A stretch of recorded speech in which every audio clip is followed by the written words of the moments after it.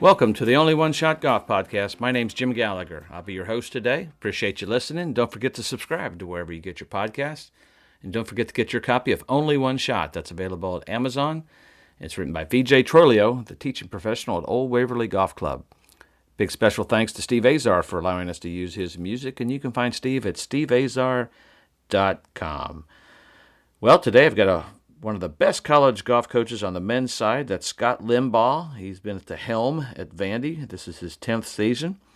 And before he came to Vandy only had 10 all-SEC players up to that point. And he has really turned this program into one of the premier programs in the country. As of coming into this season, they've had 22 SEC players under his watch, 17 individual tournament winners, 26 titles, not including this season, which will increase, of course.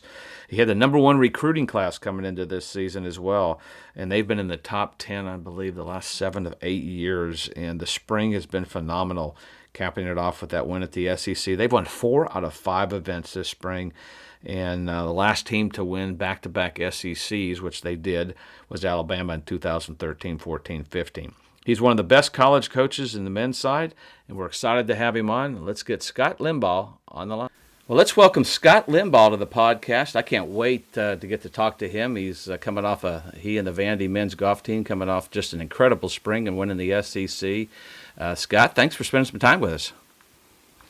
Oh, I'm excited about it, Jim. Thanks for having me on. You guys have kind of turned it on in the spring, winning 4 out of 5, and we can go through all the list of it, but and capped it off at the SEC. What changed from maybe the fall to the spring? Because you had the number one recruiting class coming in. You always have some great teams. I think the way my assistant coach, Gator Todd, and I approached this year was we knew we were going to have a tremendous amount of depth, and maybe a lot more depth than we had before. And so really wanted to do to serve the guys well and also hold them, to a high standard in the fall in terms of we did a lot of qualified for every tournament, lots of spots. So just, and so I don't know, Jim, I'm a big believer in taking steps. Don't sell don't sell everything for short-term success. And the way I lead is you're always looking for the end game. And so we always thought we had a great amount of talent and good leadership, but we also think, you got to earn things in life. And I'm a big believer in that. And so, we rolled the balls out all fall and played a different lineup in every event we played in, and that continued into the spring. And I just think the guys were they were hungry in the off season. Felt like we definitely didn't play to our potential, and they've come out this spring and really turned it on, and just excited to see how they've competed. You talk about qualifying, and that's what's so difficult. Pepperdine went through it. You guys are deep. Pepperdine went through it last year. They had 2 or 3 guys that could play for anybody, and you've got the qualifying, which keeps them sharp. But that's tough sometimes on a coach. Do you hold a spot just in case, or do you exempt players based on how they played maybe the tournament before? How do you do the qualifying? We've got a system in place here that we try to model it around the PGA Tour in terms of earning exemptions based on top 10s for the next week and things like that, Jim. But there is no perfect way. But, we've been qualifying right up to, to our last regular season event. We qualified for the Mossy Oak tournament, and then, we rolled with the same team over to SECs that week. But I just think it makes you better, and it prepares you for what's in the future in your life. You're going to have to do those, whether it be a one-day qualifier, a 3-round qualifier. It doesn't matter. You got to be able to get your mental and physical focus up to the level that it has to be at, or you don't get to play. And that to me, that just embodies what the game of golf does for you. Absolutely. And I was talking with Raymond Floyd at the Masters about the zone and what it's like to be in the zone. And you guys are kind of in that zone. You are as a coach. You bring passion and just energy like very few coaches, and that it spreads over into your team. How would you describe the zone you guys are kind of in right now, or just kind of the mental state that you guys are playing in right now? I don't view myself as I'm not in any zone. Players do the work. I try to do as good a job as I can, learning from my past experiences, what's worked, what hasn't worked, adjusting to new players with new roles, building a new team. Each year is a new team. You have to be able to adapt and adjust to what that team needs. And I would just say, we've had, 3 guys really that have played very, very consistently well. When you look at Gordon Sargent, a freshman, he's been our most consistent player of the entire year from start to finish. He's the only player that we've had that's played in all 10, 11, however many events we've played in, 10 or 11. He's the only one that's played in any one of them. And then Cole Sherwood, he's won twice this spring. He's just played unbelievable, all finishing top 10 in every event. And Reed Davenport, Reed's really stepped up as a leader, kind of showing the way, being hungry. But my mentality, I've got an underdog mentality. I always have, and that's the kind of mentality I want our golf program to have, is an underdog, blue-collar mentality that there's always something to do. You're always reinventing yourself. You've always got to push your mind farther, but also have fun doing it. And I believe in fun, and so we try to do a lot of things just to make the mood light and fun. But our guys have embraced that, and they work hard. They don't have to be kind of told, oh, go do this or go do that. They want to get in the dirt and get better. What are some of those things you do to kind of keep it fun? I remember Sissy, my wife, played at LSU, and Buddy Alexander, they'd throw the football around. They just kind of relaxed, but they'd spend, before you knew it, you're out there for 4 or 5 hours, and you didn't even know it because time passed by so quick. What are some of the things you guys do to kind of keep it light? Just whatever. Go to a baseball game together. Flip on, the basketball, playoffs, or, dress up like a Masters player and during the Masters, and you pick your partner, dress up like him. Let's go tee it up, have fun. Yesterday we had I let those 3 top players of ours choose them up a team, and let's go tee it up. And you guys are in charge. What you want the format to be? You want them to own the team, Jim. It can't be just a Scott Limbaugh, Gator Todd team. That's not why you do this. And that's my opinion. Is you want them to say, "This is mine. I will do whatever it takes to make this team great." There's a standard that's been set, and it's our job to stay above that standard. And to me, the way that happens is giving them more stake in that ownership. And that's why it takes some teams a little longer to develop. You asked about the fall and why it was this way versus why the spring's that way. Well, a lot of times young guys come in here, the world's moving fast. They don't know what we're talking about when this is yours. This is your house. We got it. They're worried about what the next building is, where the next class is. And I forgot what dorm room I'm in, or, whatever, And so sometimes it's just, our sport's a little different. You just kind of get thrown into the heater. Hello, by the way, first day of school, we're qualifying today, tomorrow, and the next day, and next we're off to whatever tournament. You know what I mean? There's no time to hold on now, where was my locker again, and where is that course we're playing? And so sometimes it just, takes different teams, different times to kind of hit their stride. And this year it certainly probably was a little later than maybe we expected or the outside world expected, but I never was internally panicked thinking, oh, I'm worried about this, or I was just worried about, can we be the best team we can be? Well, you talk about Gordon Sargent. That's what's so impressive to what he did his freshman year. I think at Cohen Trolio down at LSU, these freshmen come in so prepared.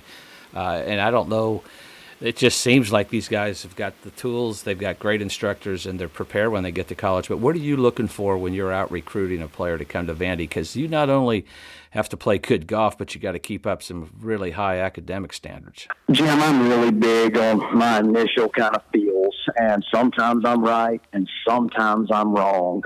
But I we can all find good golfers. You can go right to that scoreboard and you can see the guys that make their way up there a lot of times. But in order to kind of build the type of program or whatever you want to call it, culture, team, and this environment, you've got to find guys that really want to be coached.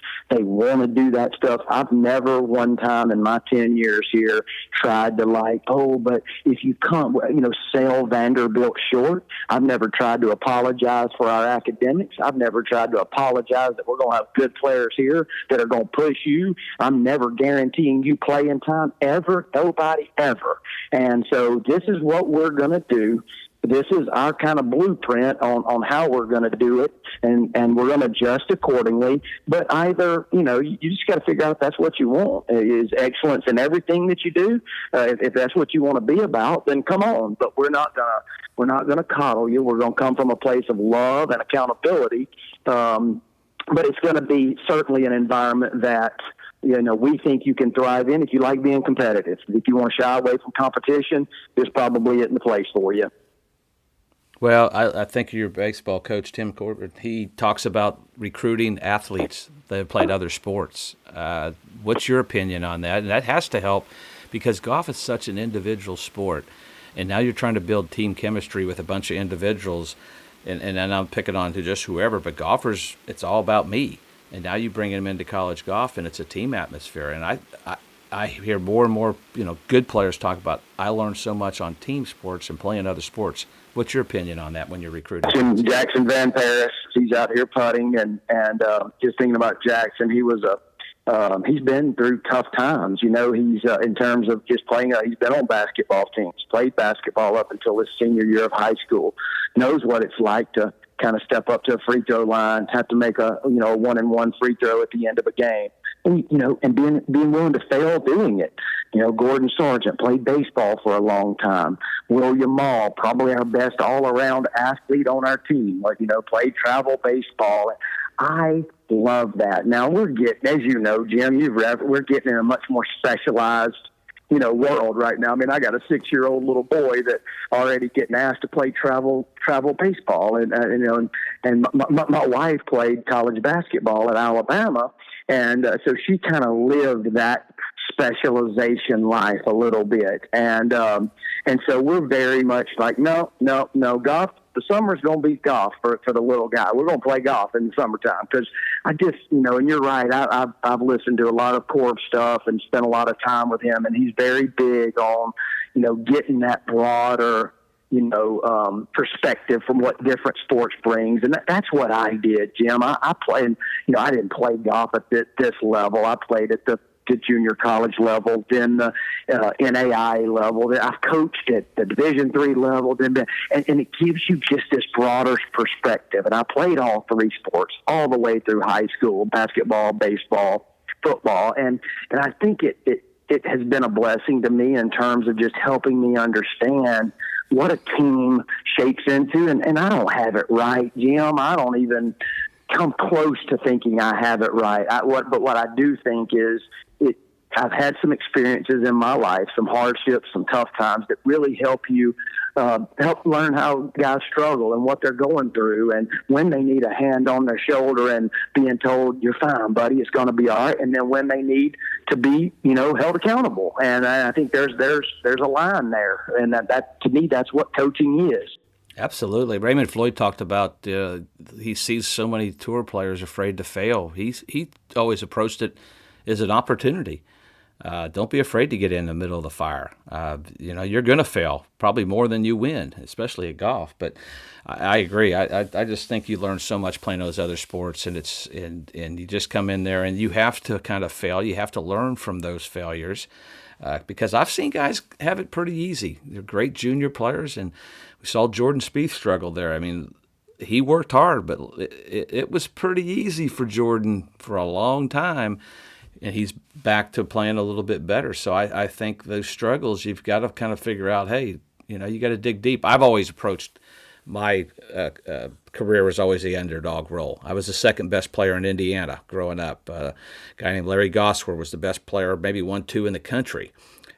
He was winning everything. I couldn't beat him, but I kept fighting, and I think you see that in your teams, and that's why your teams have been in the top 10. The last 7 or 8 years, it's been a phenomenal role. And it's interesting because Mark Loomis, who I work with at the Golf Channel, and you've talked to him, I know, when they were playing, they weren't that good at Vandy. They only had 10 guys that were all SEC, and you've really just turned it around. And was there a coach or a specific time, maybe when someone influenced you to kind of help you with your coaching? J.C. Well at Alabama, you were an assistant under him. Was there a coach that kind of influenced you early on and wanted you to get into coaching, that's helped you with your coaching? It makes me emotional when you start thinking about how did I get to be in the position that I'm in? Because, I don't deserve this. I'm fortunate to have it and want to treat it with the utmost of care. But obviously people have affected, that. So this has happened for me. And certainly you mentioned Coach Sewell as a person that he gave me an opportunity from Huntingdon. I was a head coach at Huntingdon College. Jay calls me in August after my third year. Jay was always the kind of guy that he would just talk to me when I'd see him at the Future Masters, or I'd see him at the Blue Gray in Montgomery or wherever, and he never was too big time for me. And he would always hey, Coach, how do y'all practice this? Hey, I'm 24 years old. I'm the head coach. I don't know what I'm doing, so I'm just trying to ask and learn. So you remember those people that don't act too good for you and take the time to care for you. And so I think about that. You mentioned Buddy Alexander earlier in the call. When I first got to Alabama, Buddy, kind of still had it rolling at Florida, and I would always, ask Buddy questions about how you qualify, how you do this. And then there's other guys just that have done it at a really high level. I've got, 4 or 5 coaches right now that I talk to very regularly, just kind of, hey, I was thinking this about qualifying from somebody that's not, that's not emotionally attached to this. How do you think about that? And then, and you think about just people that believed in you all along, whether it's a high school coach like Chad Slayton or a college coach or whomever, just people that believe in you. That's who you want to kind of you think about in times like that. And I hope the players that play here, we don't do it perfectly, but I certainly hope that they know we believe in them. And I think those are the coaches that you remember. I've never been a guy that had a problem being held accountable or told to get on the line to run a suicide because we didn't do that. That never was the kind of thing that bothered me. If you knew where a coach was coming from, if he was coming from a place of care, love, and support, you don't really question that.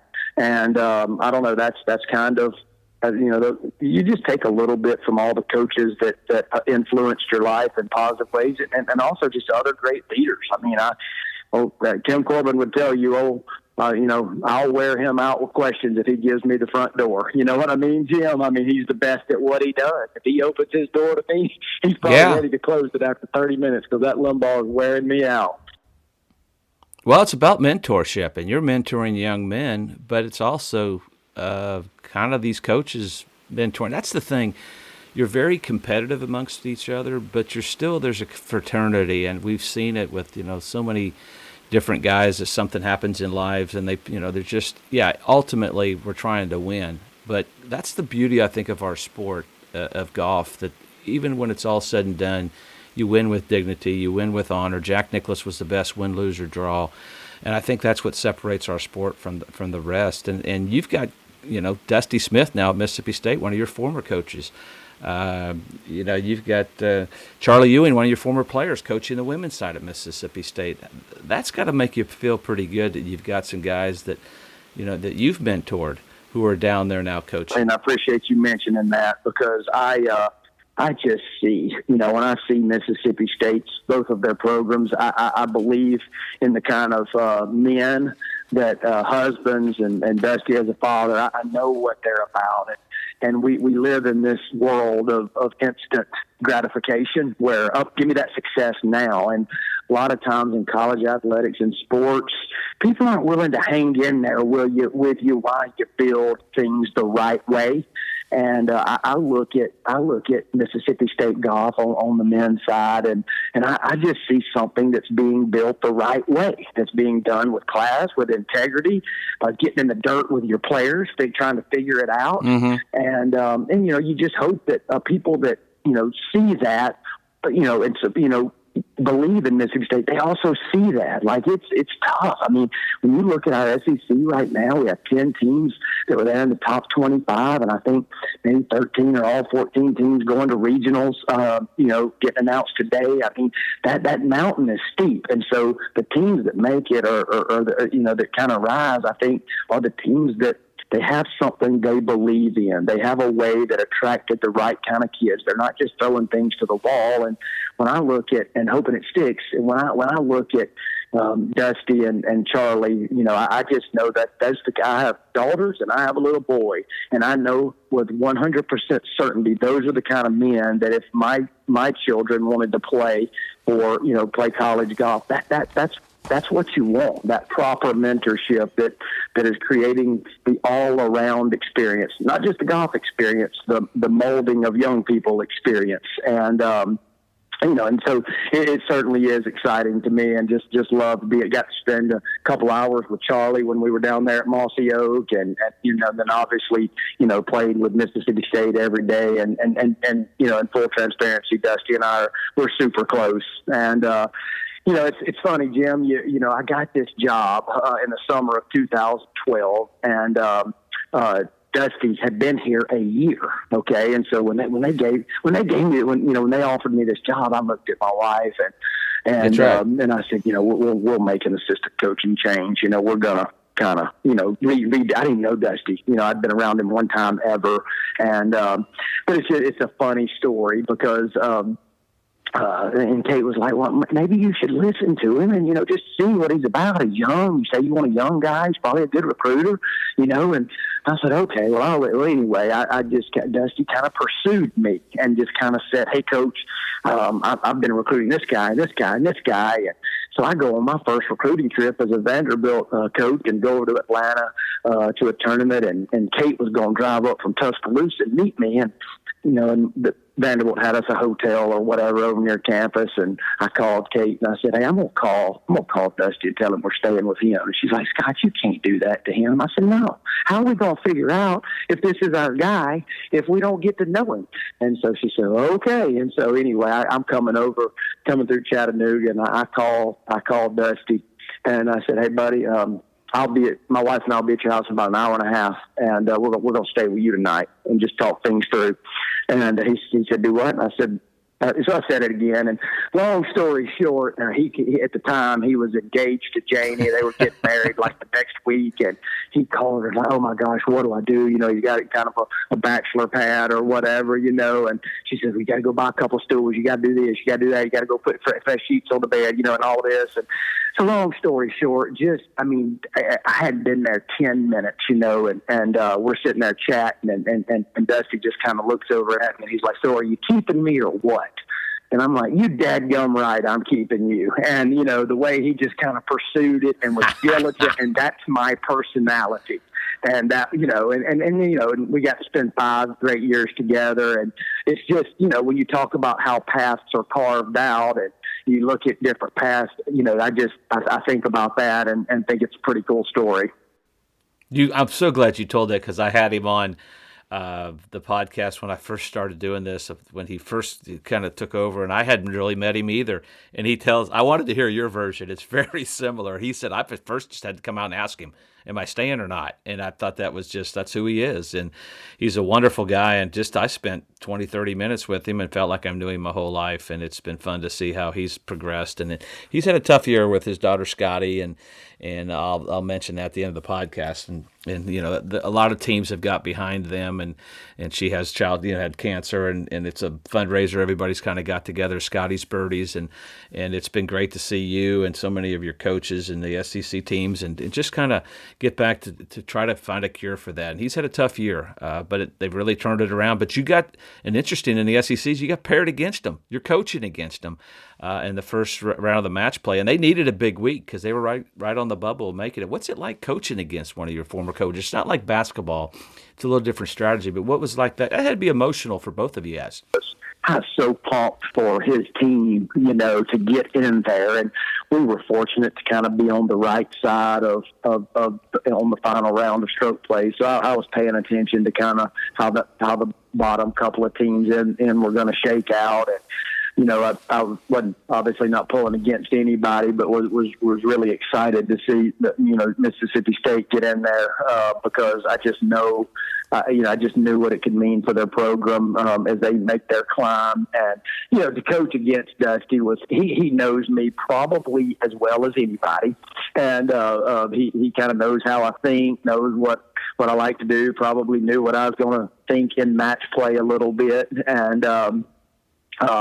So I always knew, Jim, there was never a doubt in my mind that it was going to be, a tough match for us. And I know it's easy for anybody to say, all right, yeah, whatever, y'all are this. And I just know how important the mind is and that focus. And if your focus isn't, and there was no we had just played with Mississippi State for 3 rounds. We knew what they're about. They were right there with us for most of that tournament at Mossy Oak. With Ford Clegg, Hunter Lowe. I mean, we know what they got. And but as much as you tell your guys, and we're getting told how great we are and all great playing in stroke play and this and that. And, Gordon, finishes second in stroke play. And, fortunately for us, we'd been in this situation one time before against Ole Miss in 2017. And, that match came down to the last putt on the last hole, Matthias Schwab versus Braden Thornberry. I'm talking about the last, and so I had that example to kind of bring up with our guys and kind of talk about, hey, if you go look at Michael Jordan's stats, he played great against everybody, not just when he had to play the Knicks in the playoffs or the Lakers, but great teams get themselves up there when they have to. And so I talked about how it's going to take our best effort. I knew it would. And it did. I mean, we end up going to the, Reed Davenport, ends up getting, our best 2 players right now. Cole and Gordon lose their matches to Ford and Hunter, and then we get a big points from Harrison Ott and William Mall, upperclassmen, been in the fires, getting the job done, and then Reed Davenport, gets it done on the 19th hole. And so, we felt really fortunate to get through that match, Jim. But the feeling of coaching, it's not like it's jubilant joy that we beat them. It's just it was relief, and also I was happy for Mississippi State as well. But it's competition, and we want to win. Yeah, and there's a sense of pride, and for both sides, and you're proud of them, how they have accomplished things. You kind of answered this, but I've always asked my guests, and I even asked Jack Nicklaus this question. I mean, what separates that elite athlete? What makes them elite? I mean, we know you're one of the elite teams, but what separates that elite? And you've kind of hit on that a lot in our conversation. But what do you think separates that elite player from the rest? I think every truly great player, great coach has what I call kind of snipers. What are those snipers that you lean into in your game or in your leadership or as a husband or as a father? Like what's your skill set that you're the strongest at? And so you need to make sure you've got that, because those are going to be what you're going to rely on when the pressure's on. Okay.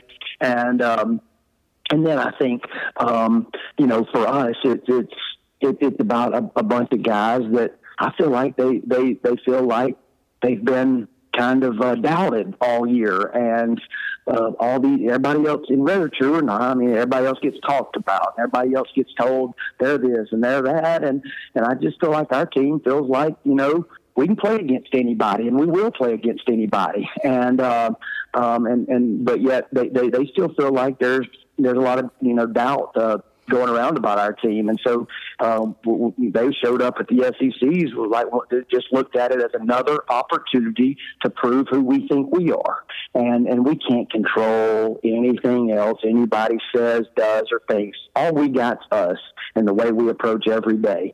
But I also think if you look at it with Reed and Cole and Gordon, I mean, there's some internal competition there, and to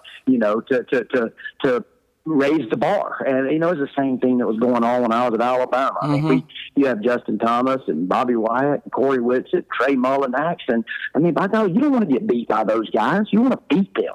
And, we're a team, but you still like – so I think it's the competitive character of our top guys right now that just says, man, I want to be the dude. I want to be that guy.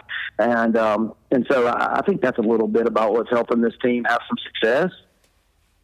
Yeah, it's a healthy competition. David Toms tells a story that the fourth and fifth guy at LSU when he was playing were playing off. They were roommates, and one beat the other for the last spot. And the guy that lost put a big old strip of tape down the middle of the room, told his partner, "You can't cross." And he goes, "Well, the bathroom's on that side." He goes, "You're going to have to figure it out. You're not crossing." So it doesn't get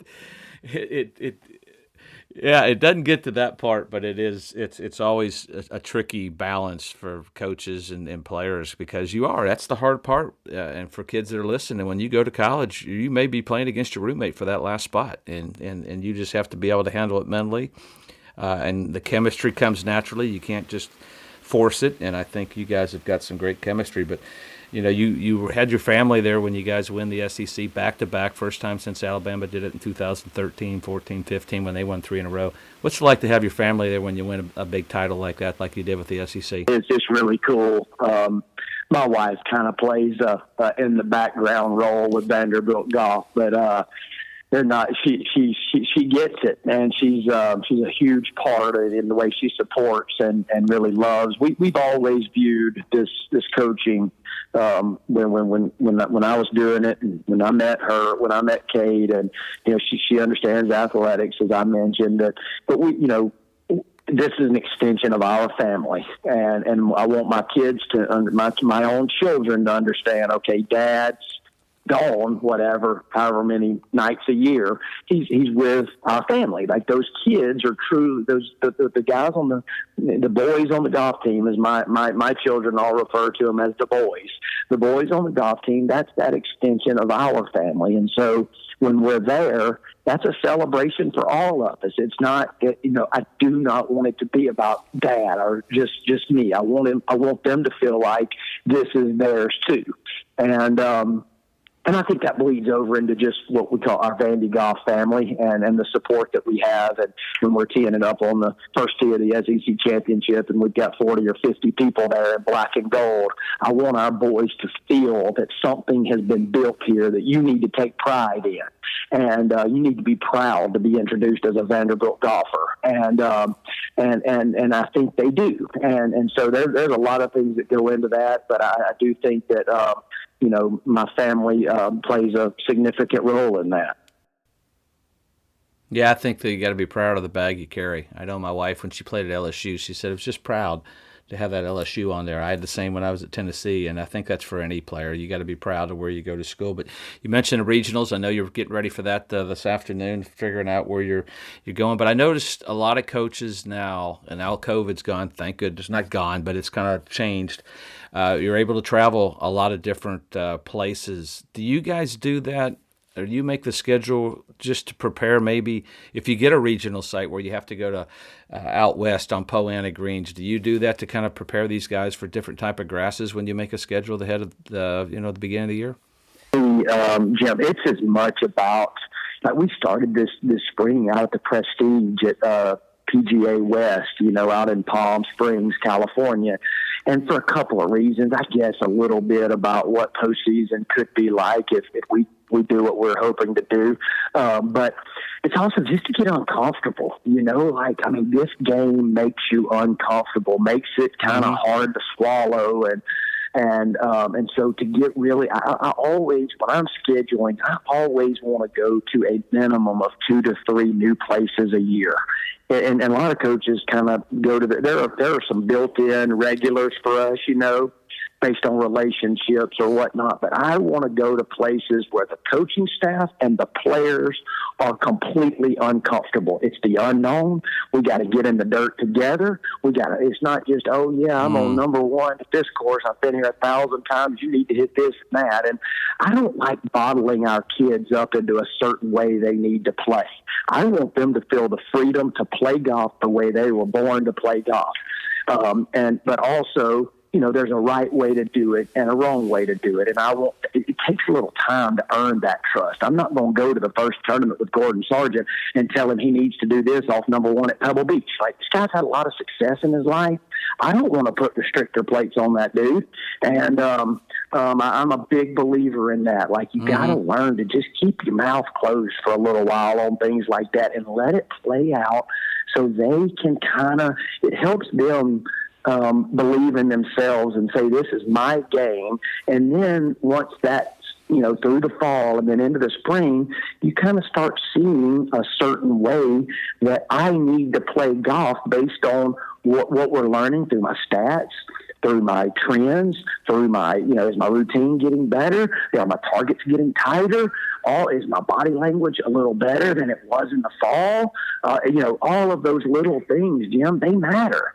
And especially this time of year, if you can't do those little things, then we need to find somebody else that can. Yeah, you got to be comfortable in an uncomfortable situation. I mean, that's the key. That's the key to the tour. That's the key to life. I remember Kathleen, my daughter's senior year, playing at LSU. All of a sudden, they get thrown to Michigan State. She hadn't played on bent grass or bluegrass rough, and it was a shock to her. And I mean, I don't have 2 days to kind of teach her how to do it. It's, as a dad, she calls, Dad, how do I, play off this stuff? I said, you just got to be on it more often. And I think that's why we see it both on the men's and women's side now, so many coaches doing that. But one last kind of question. What's the key for y'all to get on into Scottsdale and competing for that national title? Or what are some of the keys for you guys?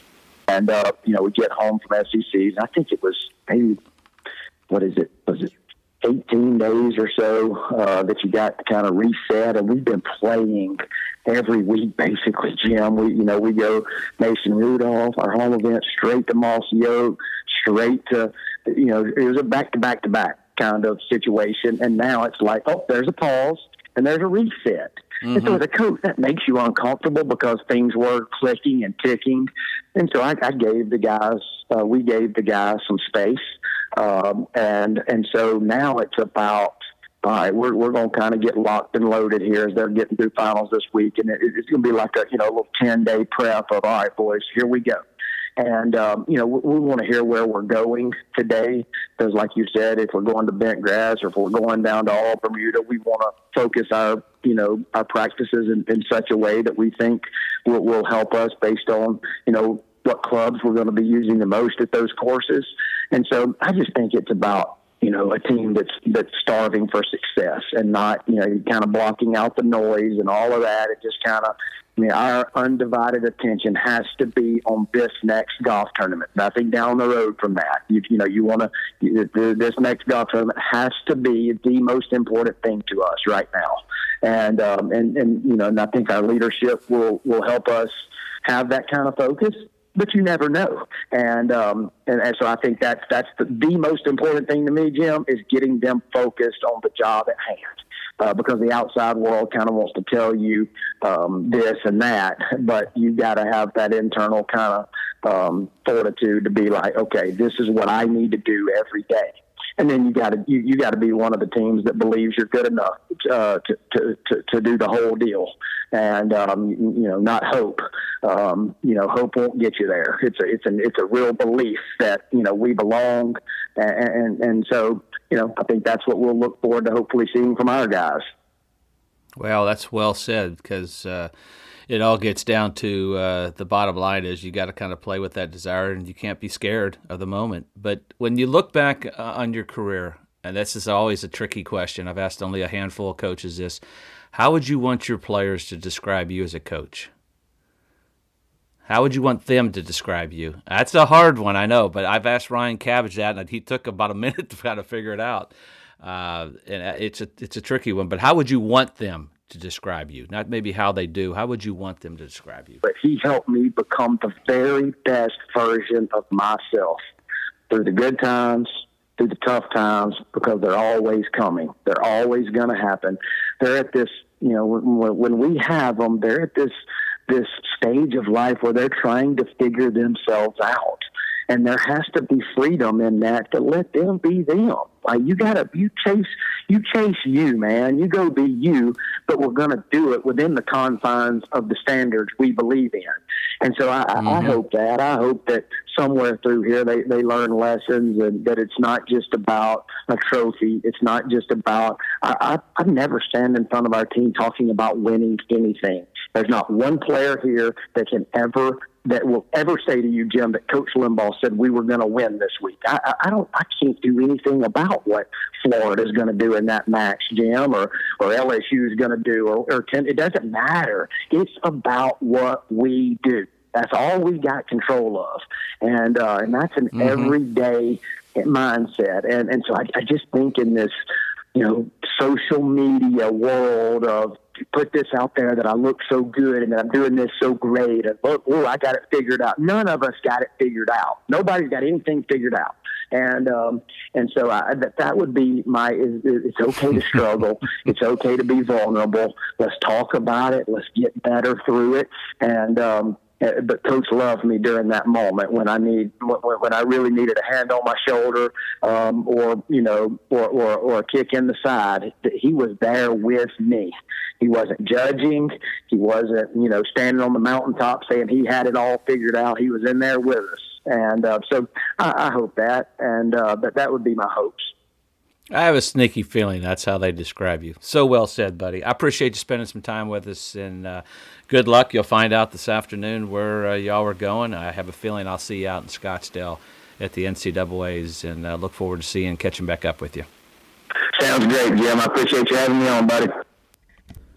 Well, I appreciate Coach Limbaugh spending some time with us, and now we know that Vandy will be the number 1 seed in the Palm Beach Gardens at PGA National Regional down there. They'll be in there with Florida, Notre Dame, Florida State, Purdue, New Mexico, South Florida, Little Rock, College of Charleston, Indiana, San Diego, Davidson, Loyola Marymount, and Charleston Southern. So Vandy, the number 1 seed down in Palm Beach Gardens, and good luck to them. Appreciate Coach Limbaugh spending some time with them. It's great to have him on, and like I said, they won 4 out of 5 going into the SEC. They win that, so they have won 5 out of 6 this spring, have some great momentum, and good luck to them and to all the teams. And until next time, remember, in life or golf, you may have only one shot. You got to make it count. Talk to y'all later.